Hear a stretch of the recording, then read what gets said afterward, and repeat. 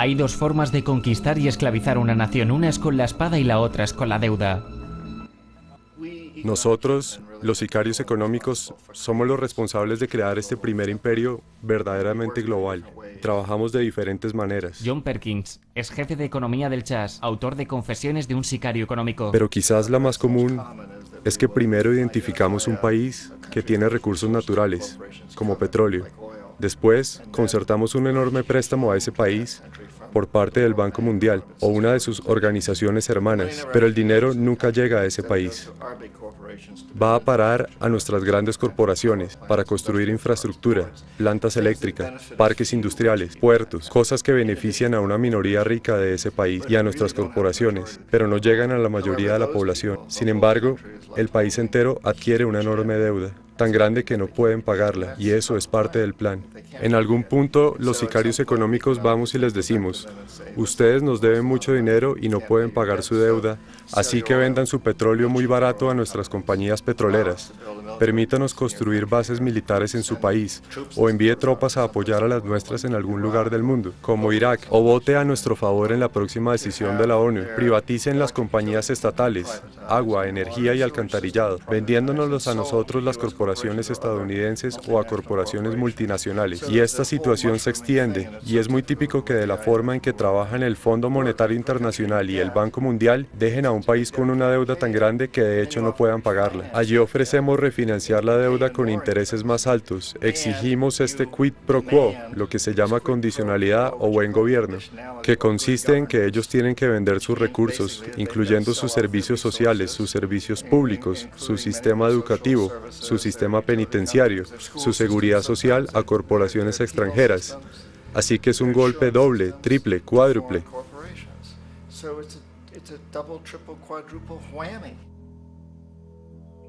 Precedente de los sicarios económicos empezó a principios de los años 50, cuando Mossadegh fue elegido democráticamente en Irán. Fue considerado la esperanza para la democracia en Oriente Medio y alrededor del mundo. Fue el hombre del año de la revista Time. Una de las ideas de su campaña que implementó era que las compañías extranjeras de petróleo tenían que pagarle a los iraníes mucho más por el petróleo que se llevaban de Irán, que los iraníes debían beneficiarse de su propio petróleo. Extraña política. Por supuesto que eso no nos gustó, pero no queríamos hacer lo que normalmente hacemos, enviar el ejército. En cambio enviamos a un agente de la CIA, Kermit Roosevelt, un pariente de Teddy Roosevelt. Kermit fue con algunos millones de dólares, fue muy eficiente y en poco tiempo se derrocó a Mossadegh y lo reemplazamos con el Shah de Irán, quien fue muy favorable a nuestros intereses petroleros.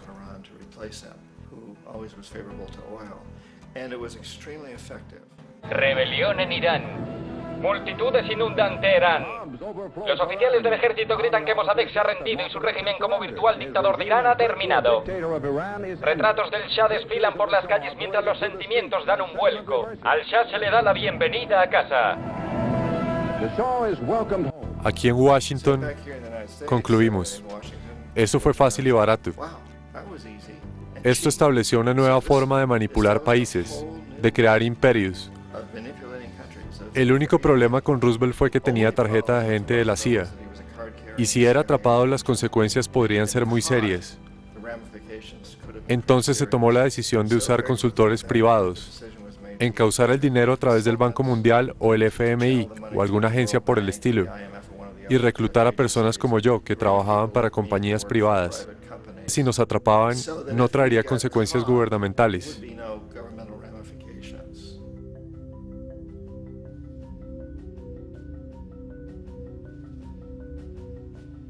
Cuando Jacobo Arbenz se convirtió en presidente de Guatemala, el país estaba en manos de la compañía bananera United Fruit Company, una gran corporación internacional. Arbenz basó su campaña en un lema que decía, queremos devolverle la tierra a la gente. Y una vez que llegó al poder implementó las políticas que harían exactamente eso, devolverle la tierra a la gente. A la United Fruit Company no le gustó mucho eso, así que contrataron firmas de relaciones públicas para hacer una gran campaña en los Estados Unidos para convencer a la gente, a los ciudadanos de Estados Unidos, a la prensa de los Estados Unidos y al Congreso de los Estados Unidos que Arbenz era una marioneta soviética y que si lo dejaban seguir en el poder, los soviéticos podrían tener un punto de apoyo en este hemisferio. Y en ese momento había un gran temor en la mente de todos, del terror rojo, del terror comunista. En conclusión, de esta campaña de relaciones públicas se derivó la decisión de parte de la CIA y de los militares de eliminar Arbenz. Enviamos aviones, enviamos soldados, enviamos chacales, enviamos todo para eliminarlo. Y así lo hicimos, y tan pronto lo sacamos de su cargo, el que tomó el control después de él, básicamente devolvió todo a las grandes corporaciones internacionales, incluyendo a la United Fruit Company. Ecuador estuvo controlado durante muchos años por dictadores a favor de Estados Unidos, con frecuencia brutales. Cuando se convocaron elecciones verdaderamente democráticas, Jaime Roldós se presentó como candidato. Su objetivo principal como presidente sería asegurarse de que los recursos del Ecuador fueran usados para ayudar a los ecuatorianos. Y ganó, por un muy amplio margen, y empezó a implementar estas políticas para cerciorarse que las ganancias provenientes del petróleo sirvieran para ayudar a su pueblo. Bueno, eso no nos gustó en los Estados Unidos. Me enviaron como uno de tantos sicarios económicos a cambiar a Roldós, a corromperlo, a persuadirlo. Se le dijo, puede volverse muy rico si usted y su familia juegan nuestro juego, pero si continúa con sus políticas tendrá que irse. No quiso escuchar. Fue asesinado. Apenas el avión se estrelló, toda el área fue acordonada. Los únicos autorizados a entrar fueron militares de una base estadounidense cercana y algunos militares ecuatorianos. Cuando se inició la investigación, 2 de los testigos clave murieron en accidentes de auto, antes de que tuvieran oportunidad de testificar. Sucedieron muchas cosas extrañas alrededor del asesinato de Jaime Roldós. Tanto yo como la mayoría de los que analizaron este caso, no tuvimos ninguna duda de que fue un asesinato.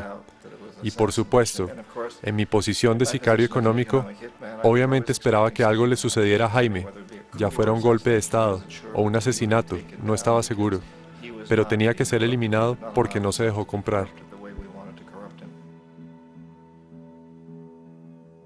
Omar Torrijos, el presidente de Panamá, fue uno de mis favoritos. Realmente me gustaba, era muy carismático, era un hombre que realmente quería ayudar a su país.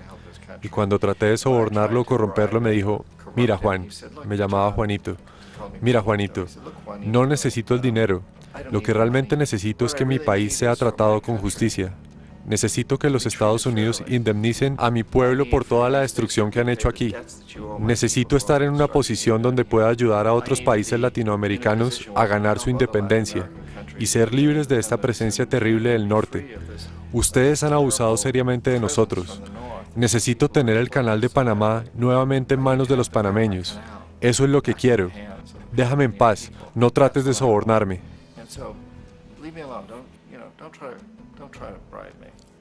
Fue en mayo de 1981 que Jaime Roldós fue asesinado, y Omar era muy consciente de esto. Torrijos reunió a su familia y dijo, probablemente yo sea el próximo, pero está bien, porque he hecho lo que vine a hacer. Renegocié el canal. El canal ahora estará en nuestras manos. Acababa de terminar de negociar el acuerdo con Jimmy Carter. En junio del mismo año, apenas un par de meses después, también murió en un accidente aéreo, que sin ninguna duda fue ejecutado por chacales patrocinados por la CIA. Hay evidencias de que uno de los guardias de seguridad de Torrijos le entregó en el último momento, antes de subir al avión, una grabadora que contenía una bomba.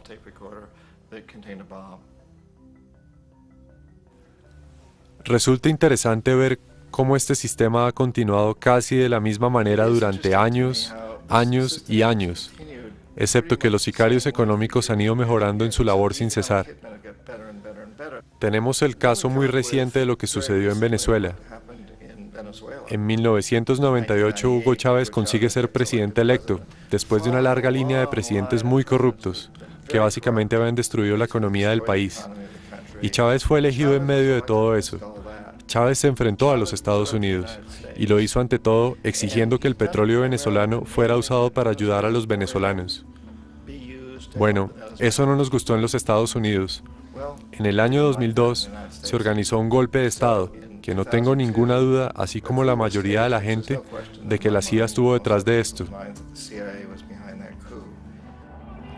La manera en que se promovió ese golpe fue un reflejo de lo que Kermit Roosevelt había hecho en Irán, pagándole a la gente para que saliera a las calles, a alborotar, a protestar, a decir que Chávez era muy impopular.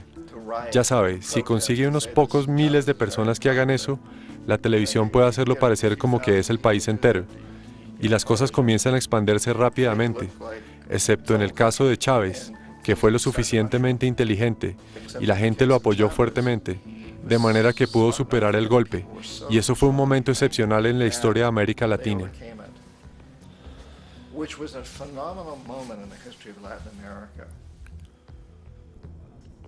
Irak es en realidad el ejemplo perfecto de la manera en que todo el sistema funciona. Nosotros, los sicarios económicos, somos la primera línea de defensa.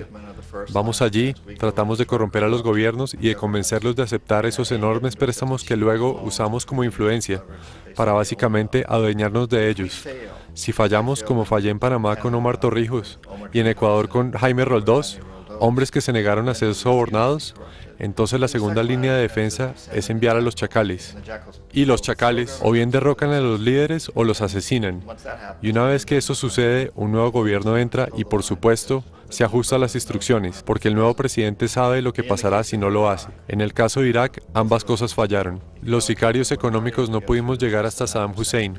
Lo intentamos arduamente. Tratamos de hacerlo aceptar un trato muy similar al que había aceptado la Casa de Saud en Arabia Saudita, pero no quiso aceptar. Entonces los chacales fueron a eliminarlo. No pudieron. Su seguridad era muy buena. Después de todo, había trabajado una vez para la CIA. Fue contratado para asesinar al presidente anterior de Irak y fracasó, pero conocía el sistema.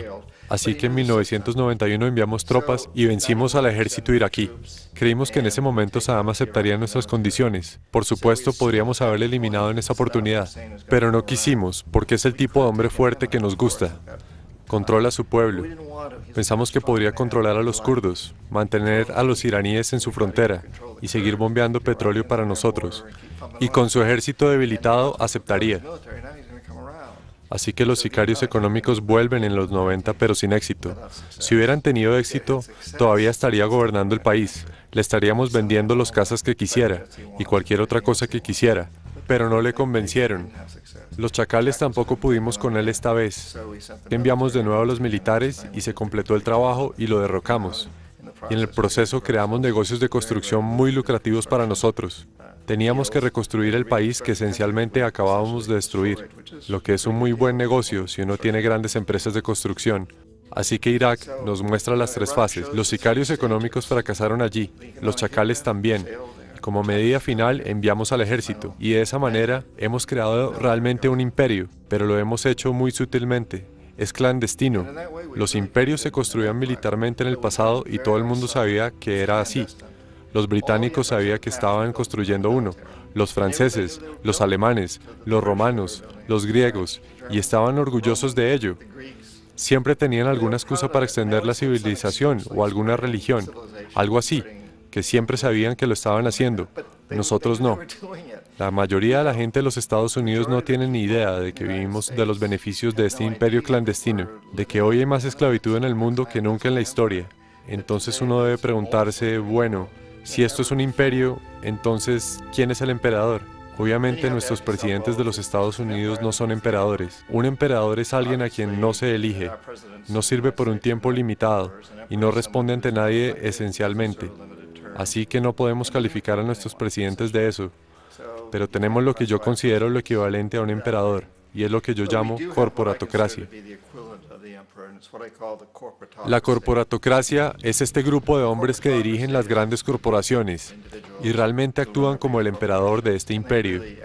Controlan los medios, ya sea directamente o por medio de la publicidad. Controlan a la mayoría de los políticos porque financian sus campañas a través de las corporaciones o mediante contribuciones personales que proceden de las mismas. Nadie les elige. No sirven por un periodo limitado y no responden ante nadie. Y en la cima de la corporatocracia, uno no puede realmente saber si la persona trabaja para una corporación privada o para el gobierno, porque se turnan entre uno y otro constantemente. Así que tenemos a un sujeto que un instante es presidente de una compañía de construcción como Halliburton y al siguiente instante es vicepresidente de los Estados Unidos, o al presidente, que estaba antes en el negocio del petróleo. Y esto es cierto para los demócratas como para los republicanos. Tenemos el mismo movimiento de ida y vuelta a través de la puerta giratoria. Y de algún modo, nuestro gobierno es invisible gran parte del tiempo. Y una y otra vez es la corporatocracia la que forja las políticas del gobierno, y luego las presenta al gobierno y se convierten en políticas estatales. Es una relación increíblemente estrecha.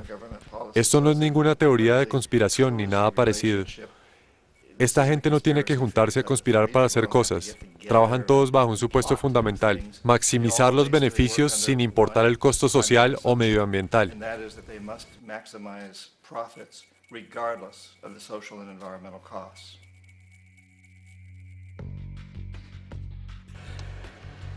Este proceso de manipulación por parte de la corporatocracia, mediante el uso de la deuda, el soborno y el derrocamiento político, se llama globalización.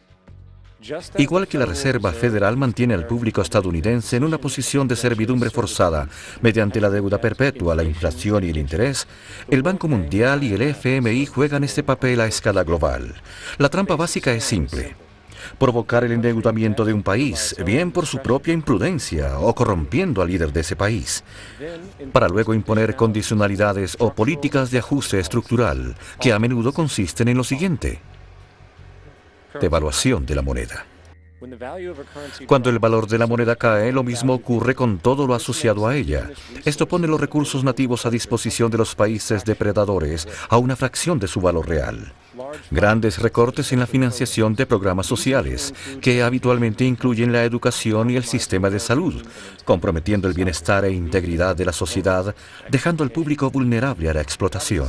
Privatización de empresas públicas.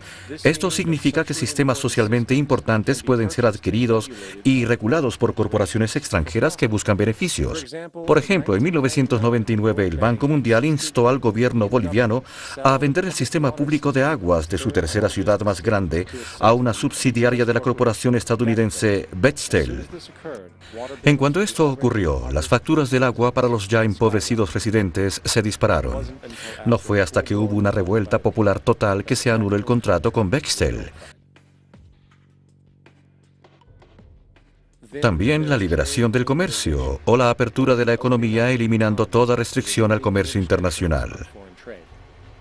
Esto permite ciertas manifestaciones económicas abusivas, como corporaciones transnacionales importando sus propios productos producidos en masa y vendiendo más barato que la producción local, arruinando así las economías locales. Un ejemplo es Jamaica, que después de aceptar créditos y condicionalidades por parte del Banco Mundial, perdió sus grandes mercados de grano debido a la competencia de las importaciones. Hoy, innumerables granjeros están sin trabajo, ya que son incapaces de competir con las grandes corporaciones. Luego está la creación de numerosas, al parecer inadvertidas, e inhumanas fábricas que explotan a los trabajadores, aprovechando la penuria económica impuesta. Además, debido a la no regulación de la producción, la destrucción medioambiental es perpetua, ya que los recursos del país son a menudo explotados por corporaciones indiferentes mientras vierten grandes cantidades de polución deliberadamente. La demanda judicial medioambiental más grande de la historia se está llevando en nombre de 30.000 ecuatorianos del Amazonas contra Texaco, ahora propiedad de Chevron. Así que es contra Chevron, pero por actividades llevadas a cabo por Texaco. Se estima que es 18 veces más del petróleo que el Exxon Valdez vertió en Alaska. En el caso de Ecuador no fue un accidente. Las petrolíferas lo hicieron a sabiendas, lo hicieron para ahorrar dinero y no tener que disponer de los residuos adecuadamente. Además, un rápido vistazo a los resultados de las actuaciones del Banco Mundial revela que la institución, que clama públicamente a ayudar a los países pobres a desarrollarse y aliviar la miseria, no ha hecho más que aumentar la brecha entre riqueza y pobreza, mientras las ganancias corporativas se han disparado. En 1960, la diferencia de salario entre un quinto de la población en los países ricos y un quinto de la población de los países más pobres era de 30-1. En 1998 era de 74-1. Mientras el PIB global aumentó un 40%, entre 1970 y 1985, el número de pobres aumentó un 17%. Mientras entre 1985 y 2000, el número de los que viven con menos de $1 al día aumentó un 18%. Incluso el Comité Económico Conjunto del Congreso de los Estados Unidos admitió que el porcentaje de éxito de los proyectos del Banco Mundial es apenas un 40%. A finales de los 60, el Banco Mundial intervino en Ecuador con grandes préstamos.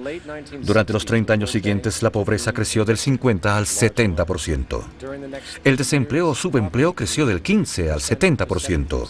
La deuda pública aumentó de 240 a 16.000 millones, mientras que la proporción de recursos asignados a los pobres bajó del 20 al 6%. De hecho, para el año 2000, el 50% del presupuesto nacional de Ecuador tenía que asignarse al pago de la deuda.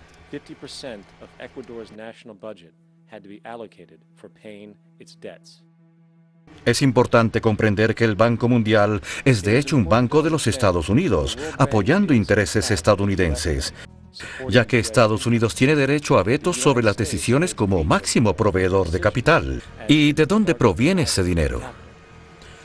Lo han adivinado. Lo creó de la nada mediante el sistema de reserva fraccionaria. Basándonos en el Producto Interno Bruto, de las 100 mayores economías, 51 son corporaciones, y de ellas, 47 tienen su sede en los Estados Unidos. Walmart, General Motors y Exxon son más poderosas económicamente que Arabia Saudita, Polonia, Noruega, Sudáfrica, Finlandia, Indonesia y muchos otros.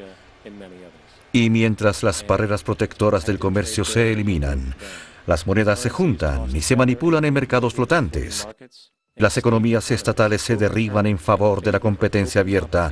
En un capitalismo global, el imperio se expande. Se levanta en su pequeña pantalla de 21 pulgadas y aúlla sobre Estados Unidos y la democracia. No hay Estados Unidos, no hay democracia. Solo hay IBM, ITT y ATT, DuPont, Dow, Union Carbide y Exxon. Esas son las naciones del mundo de hoy en día. ¿De qué cree que hablan los rusos en sus consejos de Estado de Karl Marx? Sacan sus gráficos de programación lineal, teorías estadística, soluciones de mínimos y máximos y computan la probabilidad de precio-costo de sus transacciones e inversiones exactamente igual que nosotros. Ya no vivimos en un mundo de naciones e ideologías.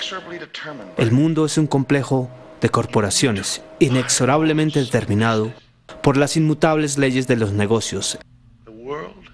El mundo es un negocio.